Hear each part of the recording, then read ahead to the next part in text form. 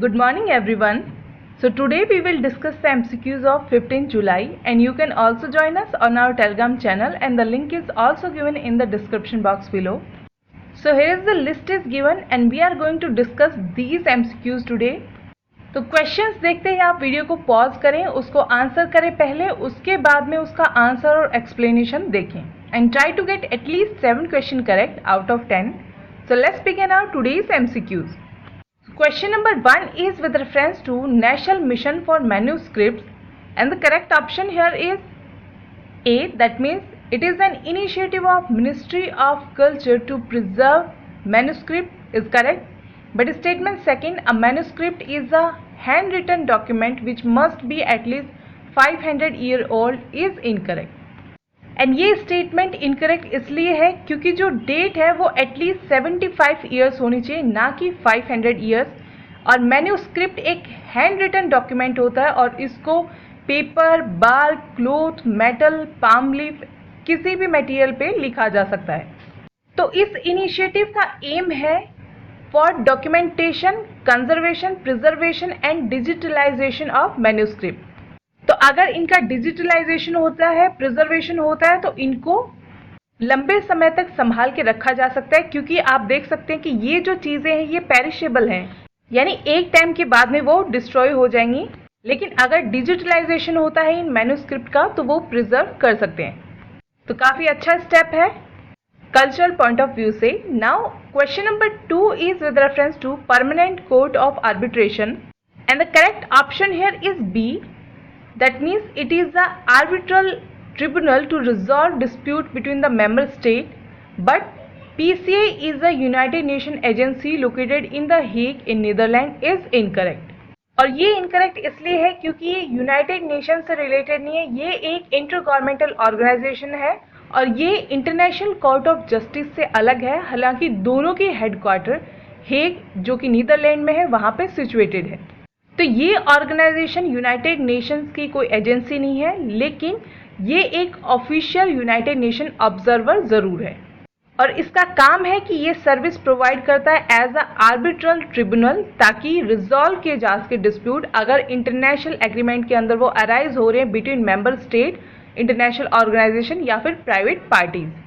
Now question number 3 is with reference to low tide elevation and the correct option here is A, that means it is a naturally formed area of land that is submerged at high tide is correct, but it is entitled to a territorial zone or a maritime zone is incorrect. तो यहाँ diagram से आप समझ सकते हैं कि लो tidal elevation जो होता है वो नेचुरली फॉर्म्ड एक लैंड पे एरिया होता है जो कि अबाव वाटर होता है, लेकिन जब हाई टाइड आती है तब ये सबमर्ज हो जाता है वाटर के अंदर, तो इसको बोलते हैं low tide elevation. And statement second इसलिए इनकरेक्ट था क्योंकि लो टाइड जोन जो होता है वो ऐसा कोई भी एंटाइटलमेंट नहीं होता कि वो टेरिटोरियल जोन या फिर कोई भी मैरीटाइम जोन के अंदर आता हो. लेकिन जो सेकंड चीज आपको दिख रही है a rock above water at a high tide, ये एट टाइटल होती है 12 नॉटिकल माइल टेरिटोरियल सी के अंदर. Now question number 4 is India global week recently news is aimed at. So it aimed at globalization of India post COVID-19. So option will be C. तो India global week 2020 जो है वो एक virtual conference है जो कि organise हुई in UK. Meaning इसको ऑर्गेनाइज करने वाला यूके था क्योंकि ये वर्चुअल कॉन्फ्रेंस है तो फिजिकली किसी को इसको ऑर्गेनाइज करने की जरूरत नहीं थी. और इस 3 डे इवेंट के दौरान फीचर किया गया था आत्मनिर्भर भारत कैंपेन को और इस इवेंट का थीम था the revival India and a better new world. Now question number 5 is Asia's largest solar power plant has been inaugurated in which of the following states of India and the correct option is B, that means in Madhya Pradesh. तो इस project का जो spread है वो over 1590 एकड़ of land के ऊपर है और इसलिए ये बनता है largest single site solar power project in Asia.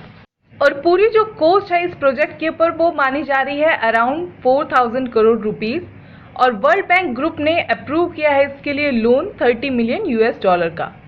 Now question number 6 is recently TikToks departure from Hong Kong was in news. So do take a pause and choose the correct option.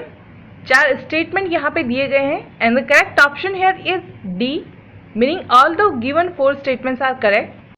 So TikTok को on करने वाली company का नाम है बाइडांस और ऐसा इस company का क्लेम है कि इसका जो डेटा है वो चाइनीज लॉ के अंदर सब्जेक्ट नहीं होता। और रिसेंटली हांगकांग के अंदर चाइना ने एक कंट्रोवर्शियल सिक्योरिटी लॉ एनफोर्समेंट किया है जिसके रिगार्डिंग टिकटॉक ने अब अनाउंस किया है कि वो अपना पूरा एंटायर ये जो वेब टिकटॉक ऐप है उसको विड्रॉ करेगा फ्रॉम हांगकांग। तो जब से कंट्रोवर्शियल सिक्योरिटी लॉ एनफोर्स किया गया है हांगकांग के अंदर तब से ये जो एप्लीकेशंस हैं ये बड़े बड़े जो कंपनीज हैं उनके अंदर एक एप्रीहेंशन है कि अब ये जुरिस्डिक्शन के अंदर आएंगे बीजिंग के या फिर कितना इसके ऊपर चाइना का पावर होने वाला है, क्या नो लोग के लिए इम्प्लीमेंटेशन होगा या किस तरीके से ये जो नया लॉ है उसको इम्प्लीमेंट किया जाएगा। अब ये जो बाइडांस ये जो कंपनी है जो ऑन करती है टिकटॉक को इसके खुद के ऊपर प्राइवेसी कंसर्न ऐसा माना जाता है बट फिलहाल ये हांगकांग से खुद को विड्रॉ करना चाहती है because of enforcement of new security law. Now question number 7 is consider the following statements regarding recent trends in Indian economy and you have to choose the incorrect statement here. So the correct option here is B, that means statement second is incorrect.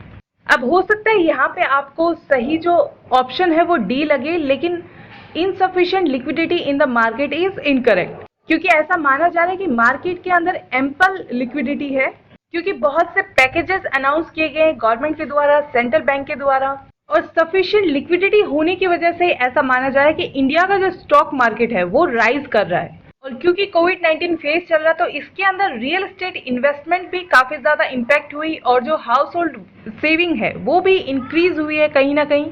अब ऐसा कुछ participants का मानना है, ये fact pan India level पे true हो ऐसा जरूरी नहीं है, कुछ सेक्शन के अंदर सेविंग भी हो सकते हैं और रियल एस्टेट पे ऑब्वियसली इन्वेस्ट नहीं कर पाए लोग और इसी वजह से शायद स्टॉक मार्केट के अंदर सरप्राइजिंगली राइज देखने को मिल रहा है। Now question number 8 is regarding new national security law in Hong Kong by China and the correct option here is a, that means इस लॉ के अंडर जो इंटरनेट कंपनीज हैं, इंडिविजुअल्स हैं, उनको रिमूव करना पड़ेगा या रोकना पड़ेगा उन ऑनलाइन कंटेंट को जो कि ऐसा समझा जा रहा है कि नेशनल सिक्योरिटी के लिए डेंजरस है। But statement second is incorrect क्योंकि इसके अंदर एक्सप्लिसिटली यानी खुले तौर पे ये पावर दी गई है कि जो अथॉरिटीज हैं वो जेल में डाल सकती हैं जो यूजर डेटा देने के लिए कंपनीज मना करते हैं या फिर इंडिविजुअल रिफ्यूज करते हैं। तो ये इम्प्लिसिट नहीं है, ये एक्सप्लिसिट है, इसी वजह से ये कंट्रोवर्शियल है।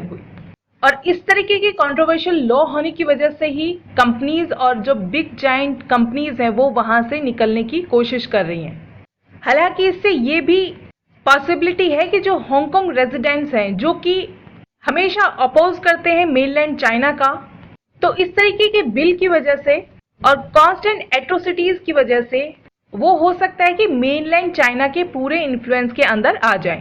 Now question number 9 is which of the following statement is not correct regarding Brahmo Samaj and the correct option here is D, which is it focus was on law of karma क्योंकि ब्रह्मा समाज ने जो अथॉरिटी ऑफ वेदा है उनको accept नहीं किया और ना ही उनका फेथ था कि कोई अवतार या फिर इनकारनेशन होता है और जो लॉ ऑफ कर्मा है या फिर रीबर्थ की जो थ्योरी है उनके ऊपर उन्होंने ज़्यादा इंसिस्ट नहीं किया, ज़्यादा फोकस नहीं किया, ऐसा इंडिविजुअल के ऊपर उन्होंने छोड़ दिया कि उनको जो मानना है वो मान सकते हैं, इसके ऊपर उन्होंने ज़्यादा कुछ कहा नहीं। तो फोकस वाली चीज़ यहाँ पे गलत हो जाती है।